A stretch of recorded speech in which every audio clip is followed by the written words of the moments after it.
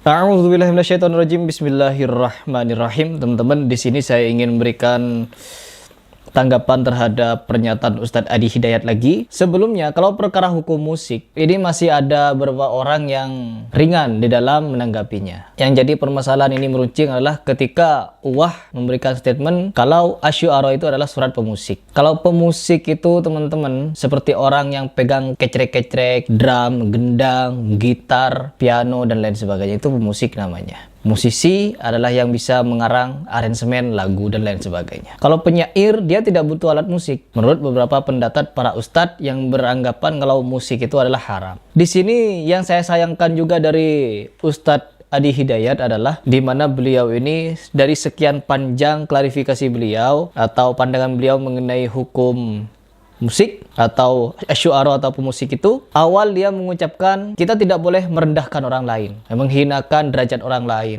dan kita tidak boleh menginjak orang lain untuk meninggi. Tetapi di video yang sama beliau malah membantah statementnya sendiri dengan cara apa? Dengan cara membawa skripsi segala, skripsi yang bersangkutan. Aduh, pokoknya saya nonton itu agak miris ya teman-teman, agak miris. Dan di sini bukan saya ingin mengkritik Ustadz Adi Hidayat, tetapi beberapa ustadz yang juga menyayangkan sifat dari beliau itu. Saya jadi teringat kepada kebanyakan muhibbin wali-wali khurafat teman-teman. Ya, wali-wali khurafat, muhibbin wali-wali khurafat yang banyak membantah saya. Yang mereka katakan itu apa? Harry Pras siapa sih? Hanya pesilat, hanya orang awam, hanya orang biasa, sok-sokan ngeritik wali. Bacaan Al-Qur'annya belepotan.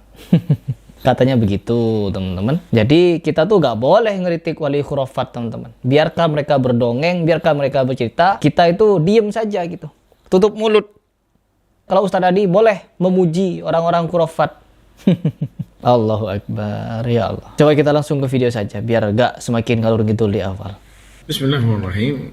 Teman-teman yang dirahmati Allah, kemarin Ana mendengarkan isi kajian yang lagi viral tentang musik ya, 1 jam 40 menit lah ya. Ana berusaha husnudzon dari awal kepada beliau yang mengisi kajiannya ya, dan beliau di awal itu mengatakan kepada murid-muridnya atau yang hadir, jangan suka merendahkan orang ya, jangan suka menghina orang, mencela orang. Betul. Ya, masukan yang baik. Memang seorang muslim harus seperti itu. Dan dia mengingatkan nanti ada hari pertanggungjawaban, yang suka rendah-rendahin orang dan nuduh orang dan lain-lain akan ya ada hisabnya lah, kurang lebih seperti itu yang dia sampaikan. Terus berjalan, Ana dengarkan terus ya, meskipun agak bingung, rancu ya, bertabrakan antara ini dan itu, ya sudahlah, Ana dengerin lah ya. Mungkin Ana kurang cerdas, tidak secerdas beliau ya, dan tidak secerdas murid-muridnya mungkin. Lanjut terus sampai di satu titik Ana bingung. Dia ngomong di awal, tapi dia bantah langsung di waktu yang sama, di kajian yang sama, dia bantah sendiri omongan dia. Iya. Dia merendahkan Ustadz Muflih. Ya, anak sekolah teknik. Tidak sama-sama dia, yang mungkin sekolah agama. Dalam tanda kurung mungkin tidak dia sebutkan, yang lebih pintar maksudnya, yang lebih ngerti. Subhanallah. Ya, dia bilang tadi jangan rendahin orang. Sekarang dia sedang merendahkan Ustadz Muflih. Ya. Ya. Sampai dia bawa skripsinya Ustadz Muflih. Allah. Fotokopian skripsinya S1-nya Ustadz Muflih. Dikasih lihat di halayak ramai. Ini apa namanya ini? Kalau bukan ngece dan merendahkan. Subhanallah. Ya, anak shock ya. Kok sampai niat betul ya mau rendahin orang. Gak cukup itu. Dia bawa-bawa bapaknya Ustadz Muflih juga. Ya Allah. Teringat zaman anak SD dulu ya, kalau saling ngece-ngece antara teman itu bawa bapak, sama seperti beliau. Beliau bawa juga bapaknya Ustaz Muflih Sapitra hafizahullah ya, beliau seakan-akan merendahkan itu ya. Tadi di awal dia bilang jangan suka merendahkan orang. Silahkan bisa didengar kajiannya, tapi di tengah kajian dia bantah sendiri, dia langgar sendiri ucapannya. Semakin membuat anak bingung. Padahal sangat jelas ya, Ustadz Muflih itu bukan hanya sekolah teknik di Saudi. Ustadz Muflih itu selain sekolah di sana, dia mulazamah, belajar agama dari seorang ulama besar yang dikenal namanya ya, dari Hay'ah Kibar Ulama, Syekh Sa'ad bin Nasir Asy-Syidri hafizahullah.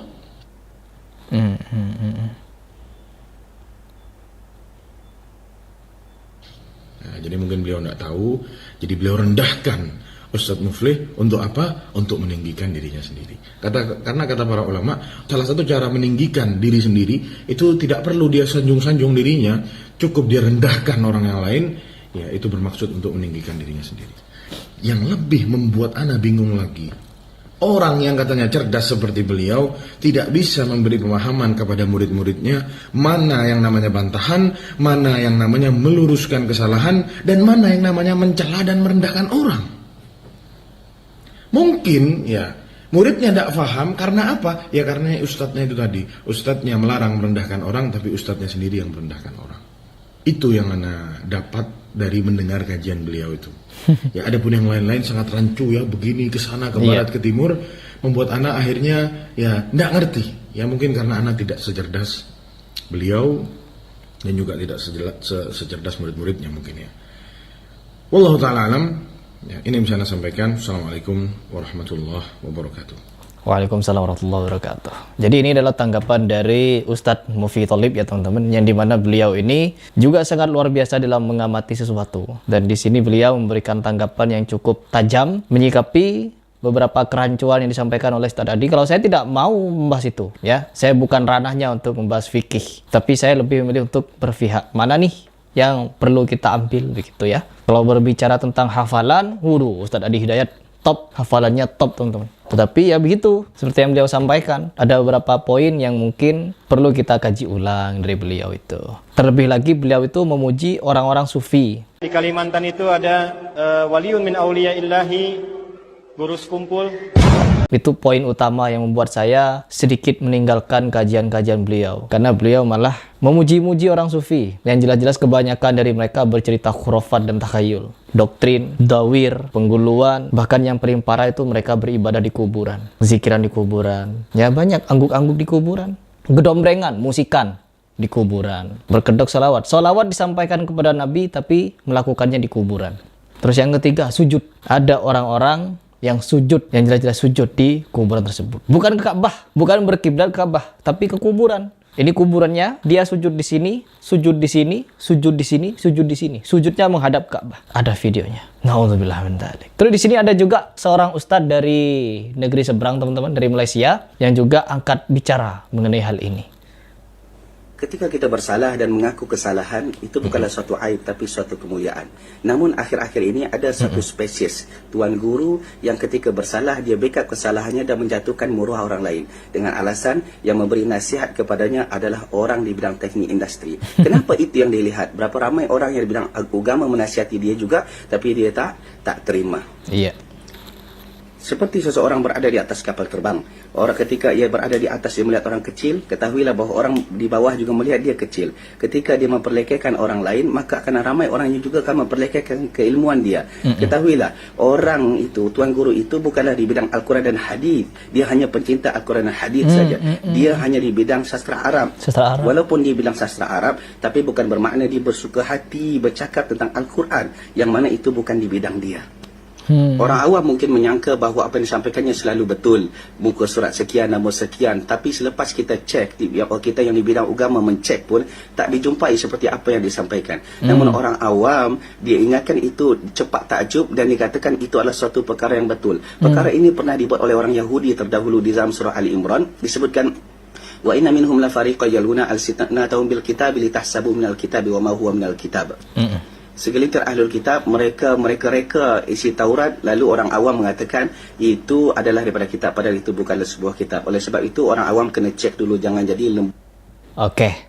Jadi di sini teman-teman ada beberapa poin yang disayangkan memang dari Ustadz Adi. Tetapi kebanyakan dari pengikut Ustadz Adi malah mengagumi beliau. Jadi mungkin itu saja yang ingin saya sampaikan kepada kalian. Silahkan kalian menilai sendiri. Silahkan kalian beranggapan dengan nalar kalian sendiri. Tapi dengan nurani juga. Begitu.